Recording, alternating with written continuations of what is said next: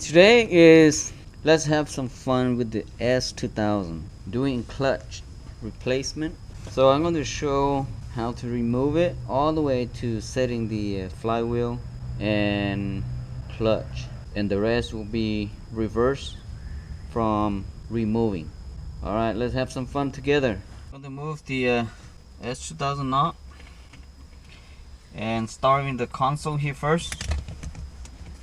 Okay, pop this out. Just only clip holding it. There is a plug on the bottom. We'll unclip that. Okay. So just pop this out. So only have a little clip like this holding it. Okay. What you do, somebody was already run into this problem already. They already popped this out.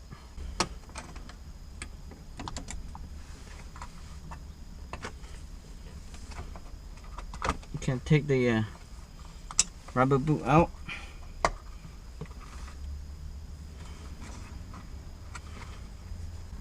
Take the screws out. There's 3 screws here and behind the rubber boot. One last one over here. Okay, so as when you pull the 3 bolt out, you should be able to take that ship. Okay, from the bottom here, I will disconnect my dry line first. This is a T6.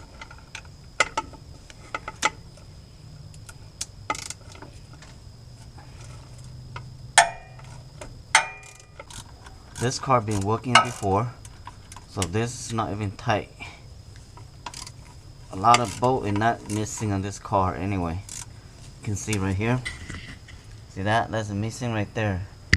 And a couple other bolts missing too.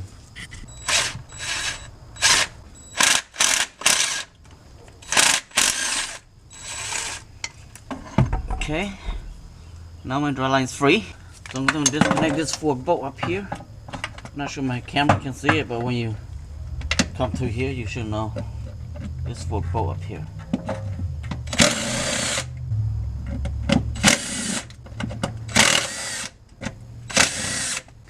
I will disconnect my exhaust, and this is 12.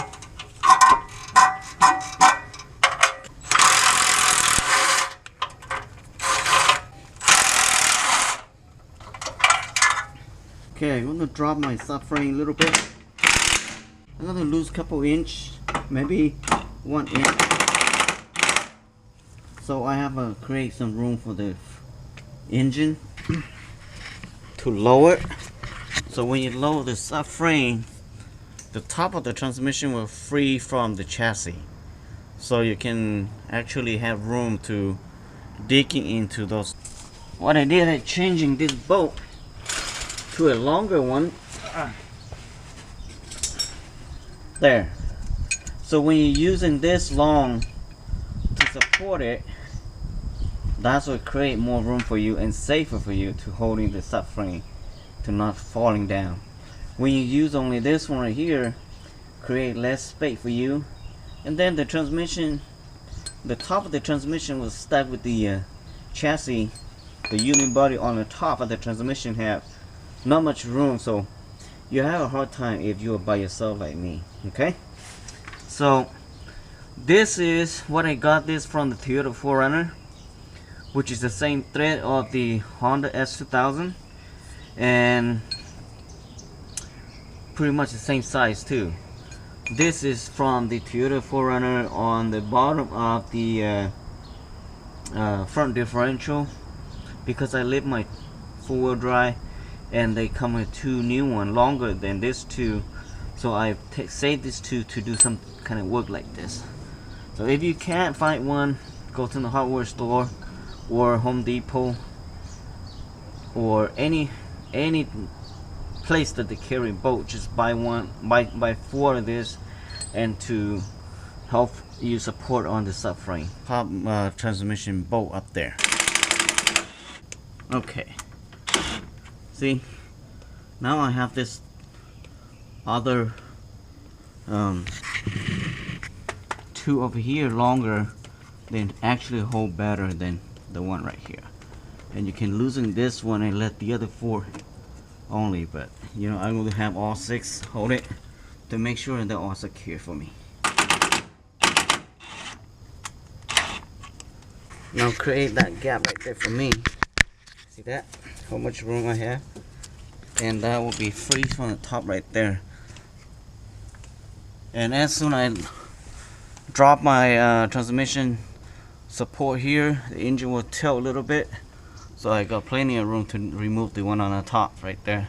And I also have room to remove all this sensor here disconnected too. So I'll move the clutch slave bolt.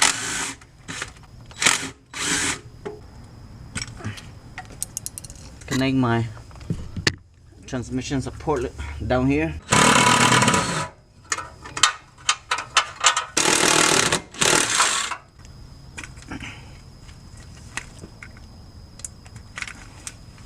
There. All the electrical is free. And I'm going to stick over here and tighten it up so it won't hang around. I bought this like a zip tie, but it's not, because I have a hook like that. You know, zip tie you can only use one, and this one you can reuse it because it's tied like zip tie. Pretty good, I like that. So now it's clear from right there. I'm gonna take this down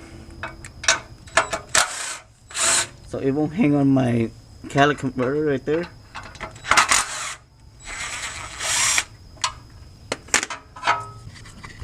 And you can see the bolt all the way up there from here. Okay, so, and this car been working before, so that's why they have missing bolt right there. Okay, many bolt has been missing, and the exhaust right here not even tied up all the way, so you can see right there.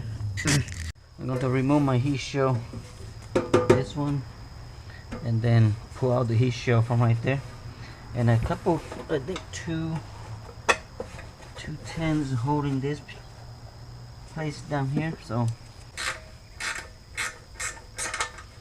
it's a small car, but I would say this is actually very hard to work on too. The way they try to do on this car is try to put everything in the center.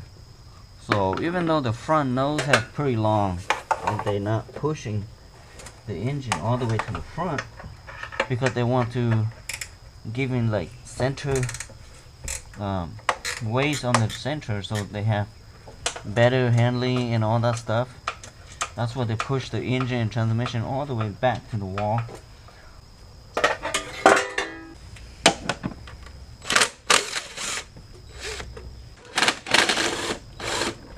The top heat shield is off.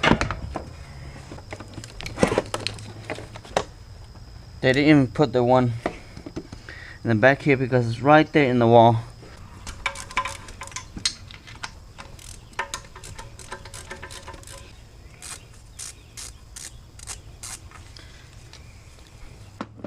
Okay, now the last bolt just came off. I'm going to pull the exhaust manifold out.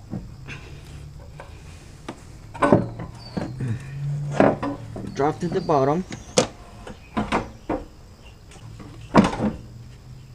Okay.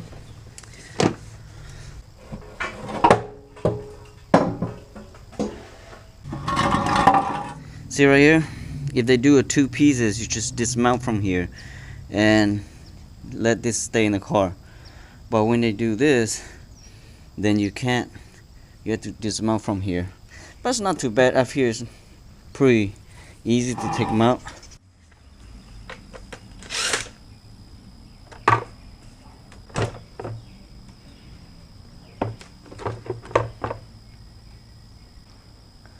So I'm going to lose my tensioner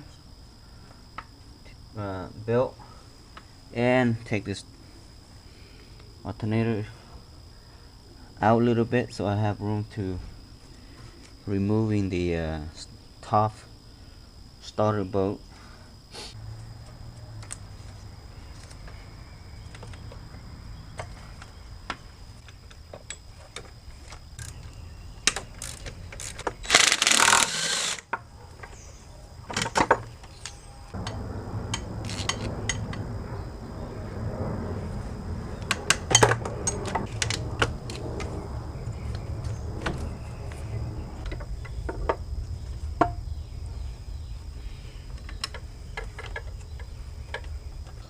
have like 2 man, one in the bottom, one on the top here, it's easier. But when you're by yourself, you have to go to the bottom to fit it in, and then come back up here and try to loose it, you know.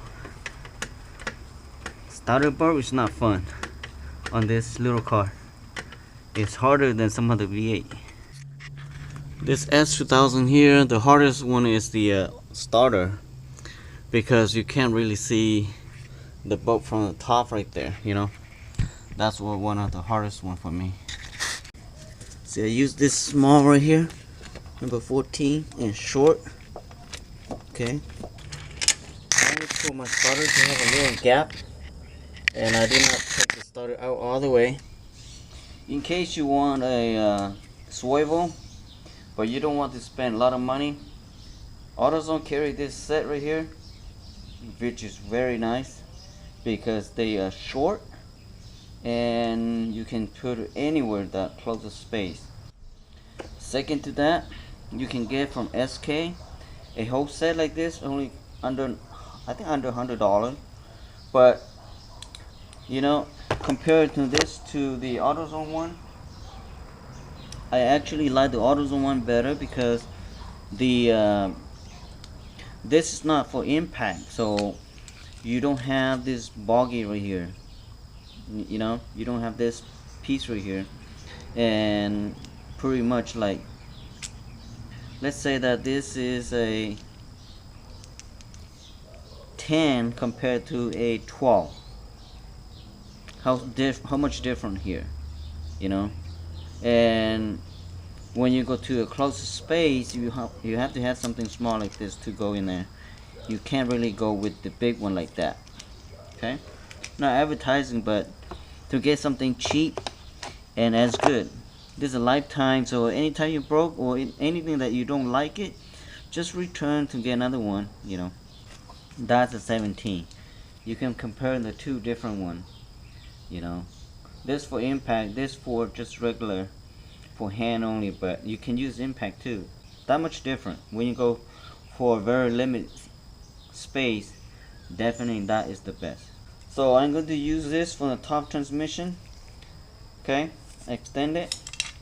This pretty good from Harbor, and which is locked. So when you lock it in, it doesn't come out, so which is very good. You can use your hand to feel it, top bolt, and then sticking to it, see like that. It's all the way up here, and then you can come back here and turn it. See that? How easy it is. The one on this side, I can see it.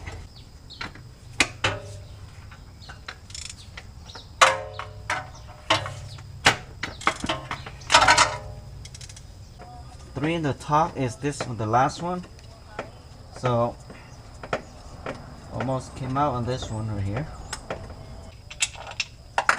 Alright, the 3 top is done. So the only thing left is the front. Just dismount that bolt right there, and then this bolt down here, and then that one right here. So I can see I can pull my transmission out.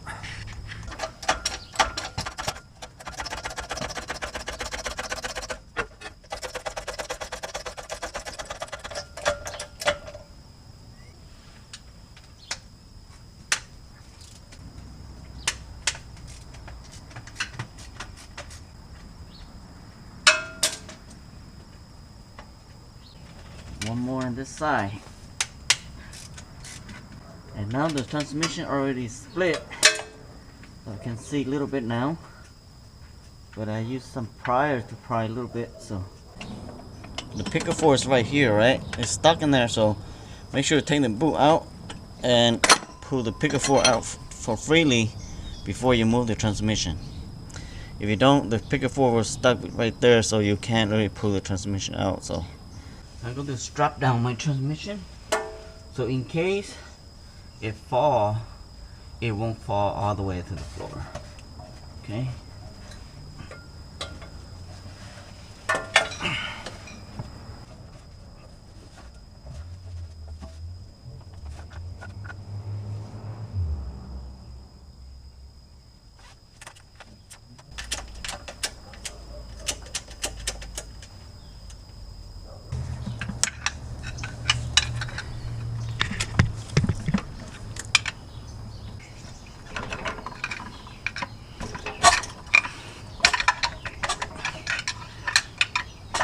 There. Pretty easy.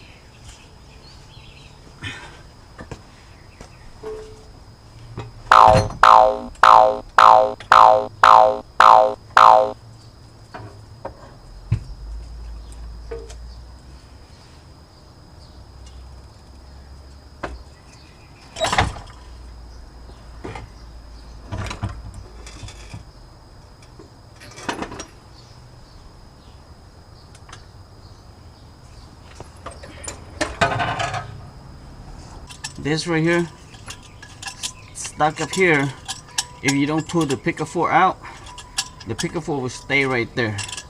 So that's why you can't really take this out without taking the picker fork.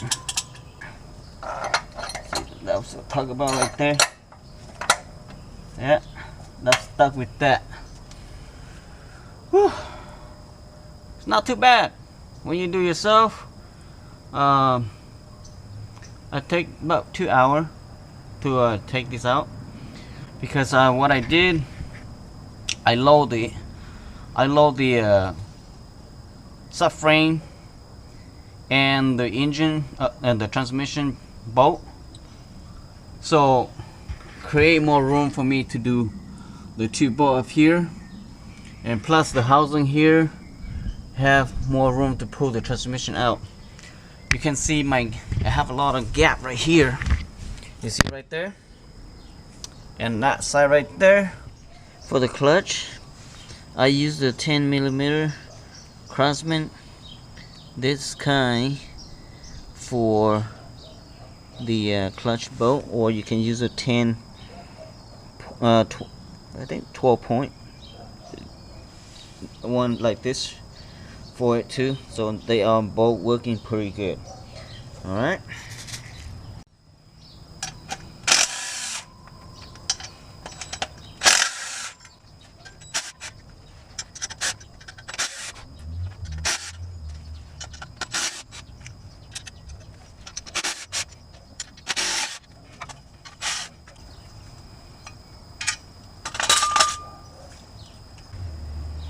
I'm going to take the flywheel as well, because I need to resurface the flywheel.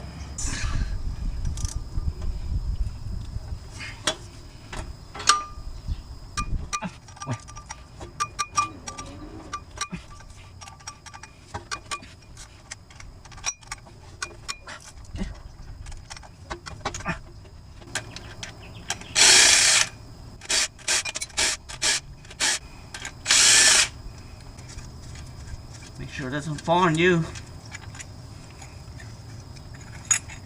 So put it like this, so remember which side touch that. But you can see that the mark is differently. So the clean side touch the flywheel, that is touch the bolt. So okay, I'll take it to resurface and be right back. I'm going to set my torque for the flywheel. It's a 94 foot-pound. Okay, that's 94 and locking up. So ready to go torque. And this one will be for my clutch. So I'm going to set this for 19 foot-pound. Okay. Right there, 19 foot-pound. So that will be for the pressure plate. For most of the time, when you do your clutch and flywheels or any other transmission, check for your reaming seal. You know, if not good, then you should change the reaming seal. On this right here, pretty decent, very healthy, so I'm going to leave it. Okay, I know that this bolt never have a Loctite on it, but I have some Loctite, so I'm going to put Loctite to make sure you know, these are secure in there. And You can put a Loctite on it, or you don't have to put Loctite on it. It's up to you. But I do have some Loctite, so I'm going to put Loctite on it.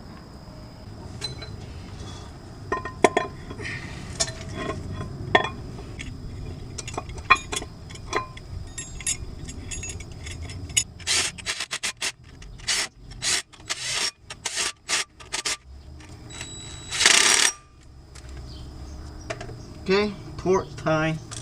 I will do a crisscross.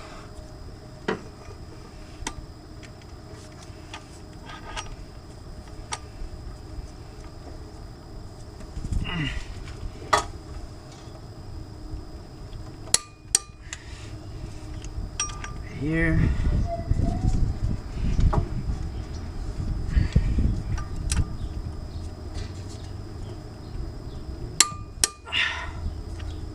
Go up here.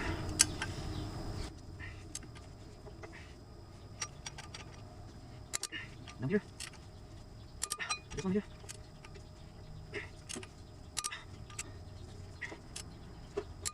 That one.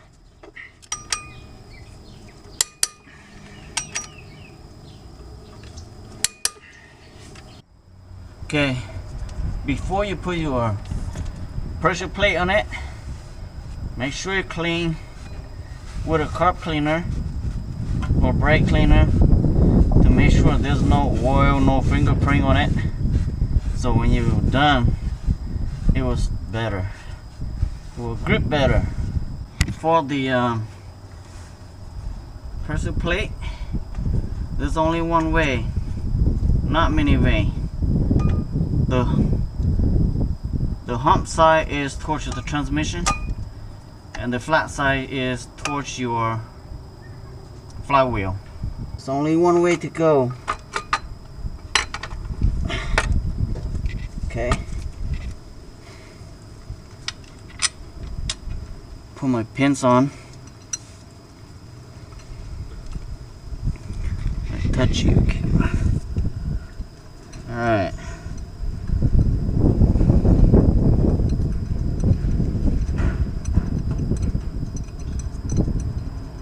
Make sure it doesn't fall on me first. Secure this. Got one more, two more. Okay, now I did put a center, make sure it's tight. Okay, hand tight. And then we use 19 foot-pound for the flywheel. You can do a crisscross, star, you know, whatever you want. That's what you do, crisscross.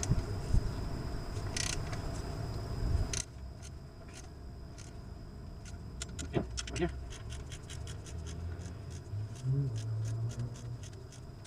Okay, right there. Move it up.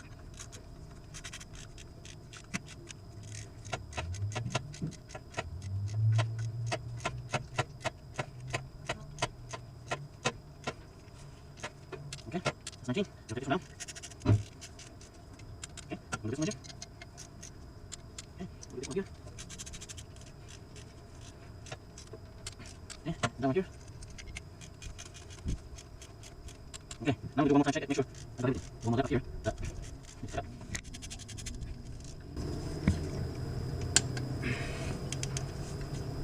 Okay, and then go around. 19. Let's see. Okay, right here.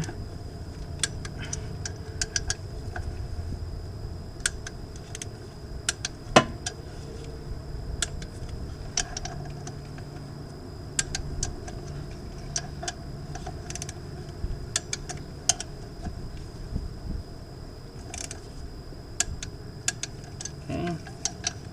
One more. Okay, so everything's good. Just take this out, and now we're ready to clean the transmission spine and the picker fork. So ready to put in there. Okay, spray with the car cleaner or brake cleaner and make sure all this dust come out. And the spine clean. I'm using this Honda super high temperature grease, okay, to lubricate the spine a little bit. I'm not gonna put a lot. If you put so much, they were collecting the clutch dust. Okay, just put a little bit here and there. Same thing the fork. Clean it.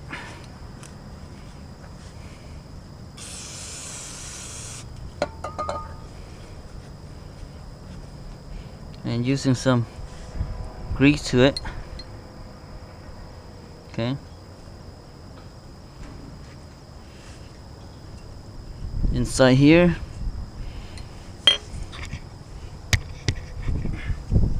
Put a little bit of grease inside here, so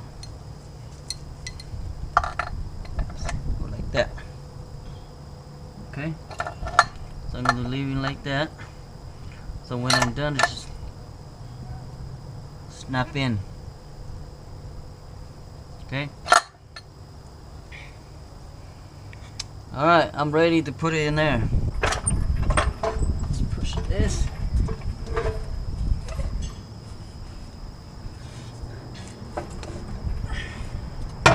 So I'll just tie this up so it will be out of my way.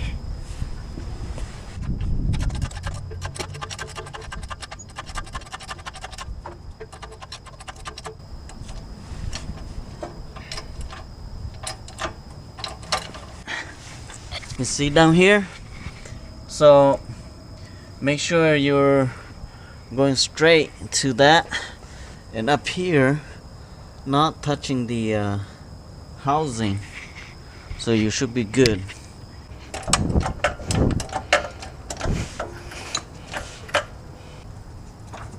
So make sure it's tilted like this, so there it will create room for it. If you don't tilt your transmission, then you don't have room for it. Okay, so now it's fit. So just pull forward like that, and then I drop my transmission a little bit, and it should be fitting to the spine. So up here, make sure they line up with the pin. And same thing on this side, and like that. You see how much gap right there? That means I have to push some more the other way. Lower my transmission, tilt my transmission more. Okay, so that will be pull forward.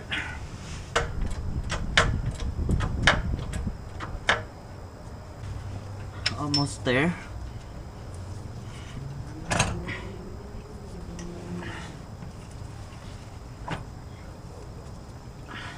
So this is what I'm going to use for right here, right there.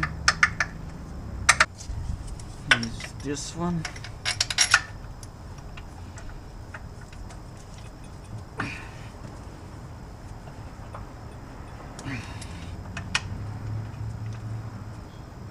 There. As long as it can fit a little bit right there, so that means I can get it straight. And this side, same thing. Okay. Okay. Now, as I got like that, so I'm gonna put one more on this side so I can align with that. Okay. Okay. As this side I have two, and the bottom here I have one, and one on this side. So I will push to see that will go in. Okay.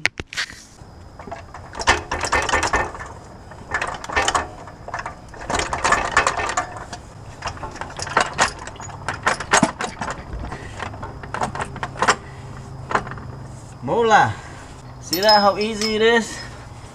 Pretty easy. So you don't have to force to go in. So you have to use my idea to use a longer bolt like this to align the transmission. Otherwise you have to force it. When you force it, you can damage the inside. Okay? Alright. From now on, it's easy. You can finish the rest for me, and I'm going to be watching you do it. Thank you for watching. Subscribe. Bye bye now.